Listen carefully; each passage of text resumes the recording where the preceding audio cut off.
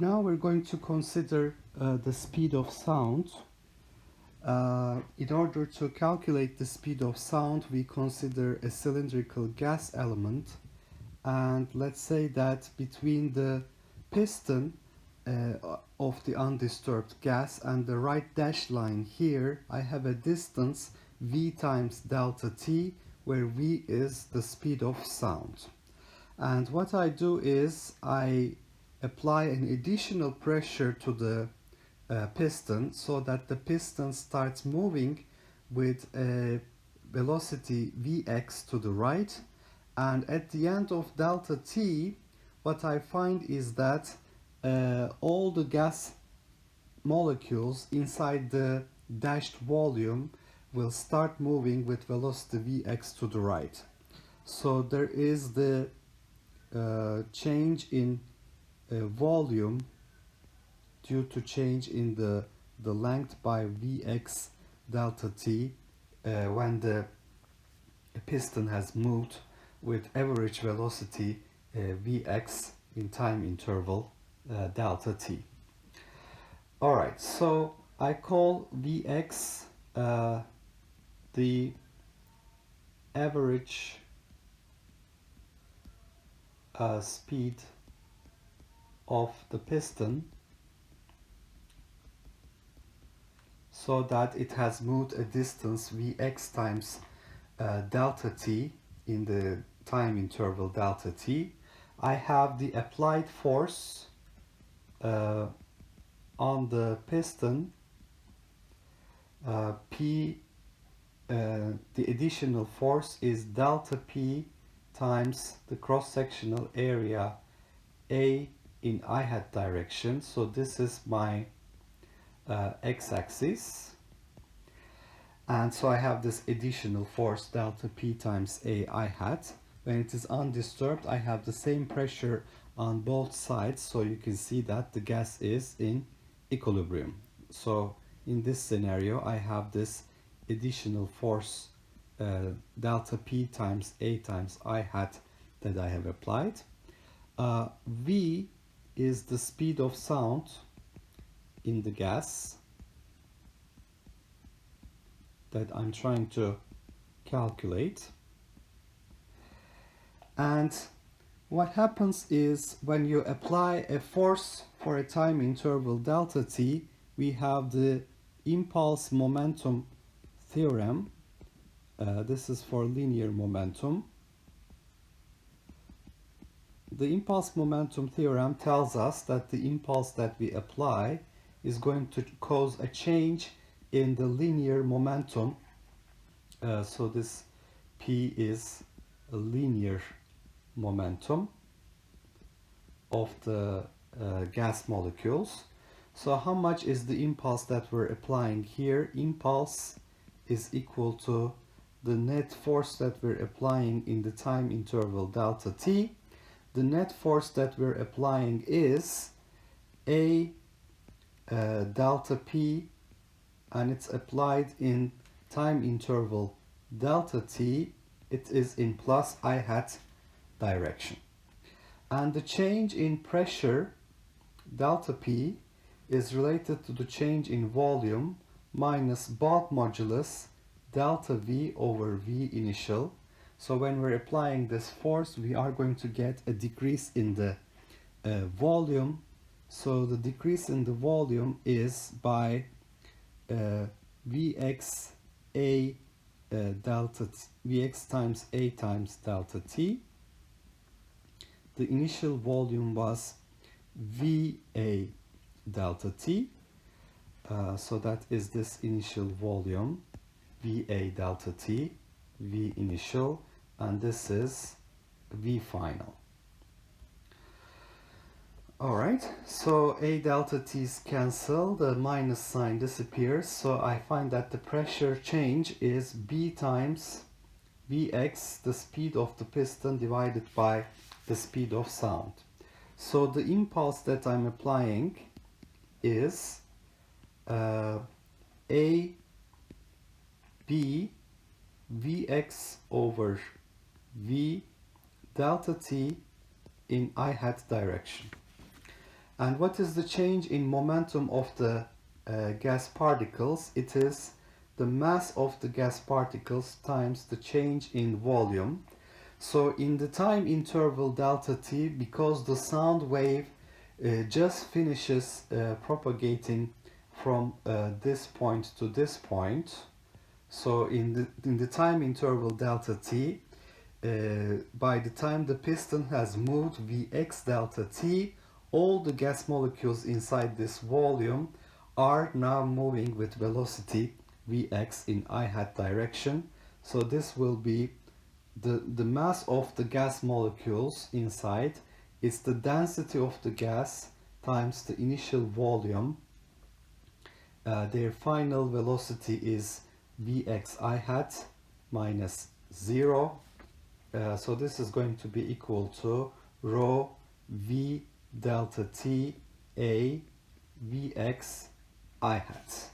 So writing the impulse momentum theorem, I see that the impulse a b Vx over v delta t I hat must be equal to the change in linear momentum, which is rho v delta t a Vx I hat.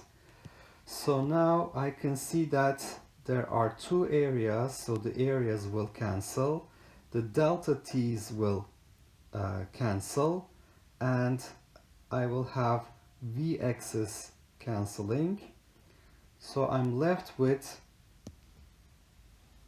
V square is equal to B divided by rho, or the speed of sound is square root bulk modulus divided by the density of the gas.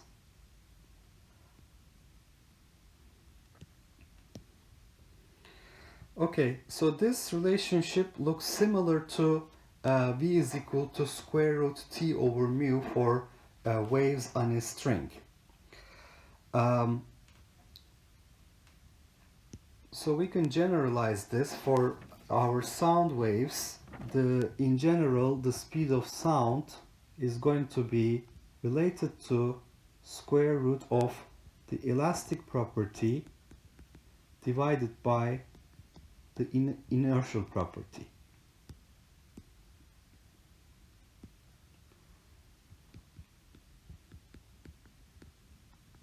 For example, when we talk about for a solid rod, the speed of sound is given by square root of Young's modulus divided by density. All right, so for the gas here we have square root B over rho. So what does speed of sound depend on, and how can we figure out the change in speed of sound going from one condition to another condition? So first I want to look at effect of temperature.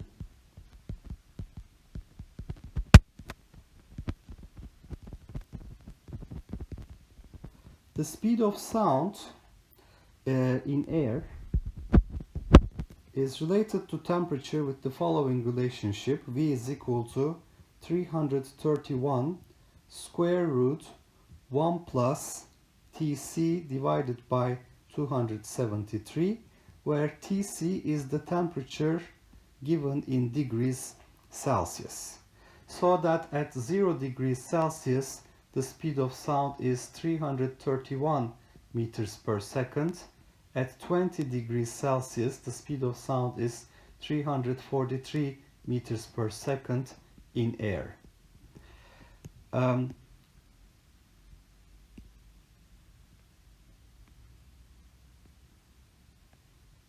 So we see that as the temperature increases,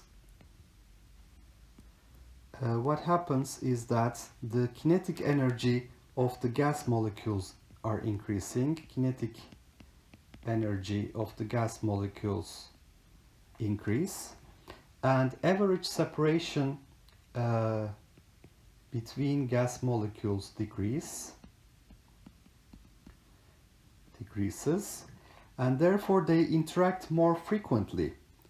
and therefore we're going to see that the sound waves will propagate due to more frequent interactions between gas molecules more efficiently. Therefore, it will be propagating at a higher speed.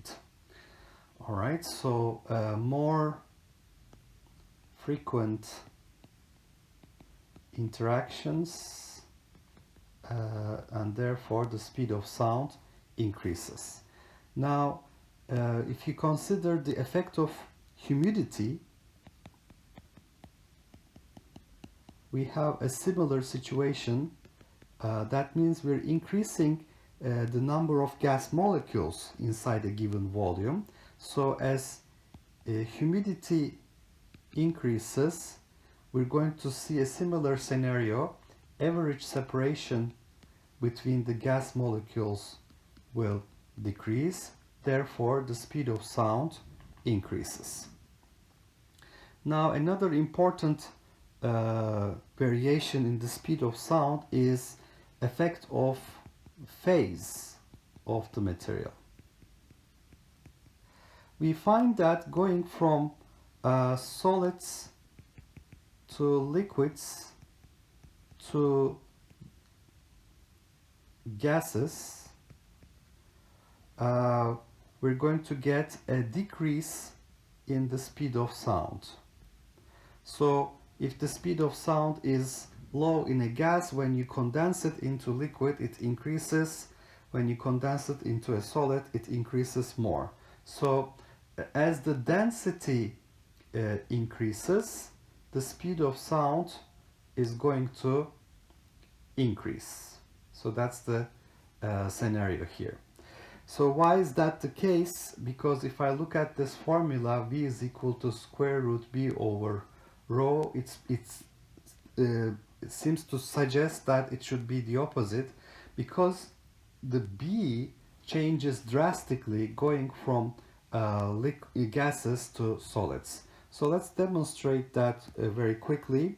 So V is equal to square root B divided by rho, and for B I can write minus delta P V initial divided by delta V.